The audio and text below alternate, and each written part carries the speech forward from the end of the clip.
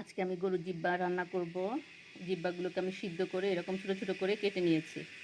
এখন আমি এটা ভুনা করব। তেল গরম করে আমি গরম মশলাটা দিয়ে দিয়েছি।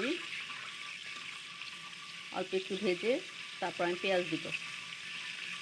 পেঁয়াজ দিয়ে দিচ্ছি। পেঁয়াজটা ভাজার পর আমি এখন একটু আদা বাটা আর একটু রসুন বাটা দিয়ে দিব। স্বাদ মতো লবণ, মরিচের গুঁড়া, হলুদের গুঁড়া,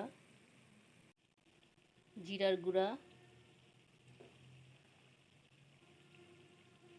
ধনে গুঁড়া, অল্প একটু গরুর মাংসের মশলা। আপনারা যে কোনো ব্র্যান্ডেরটা ইউজ করতে পারেন, আমি রাঁধুনিটা করেছি।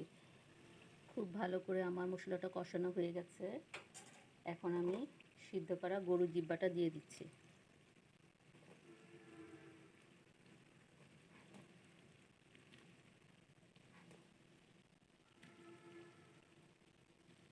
গরুর জিব্বা দিয়ে এখন আমি আবার খুব ভালো করে এটা কষিয়ে নিব।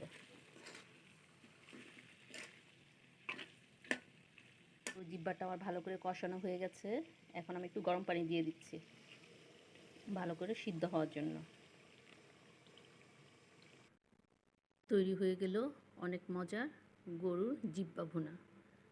অনেক মজা হয় এই জিব্বা ভুনাটা খেতে। আপনারা অবশ্যই একবার ট্রাই করবেন, খেয়ে দেখবেন যে কতটা মজার একটা রেসিপি।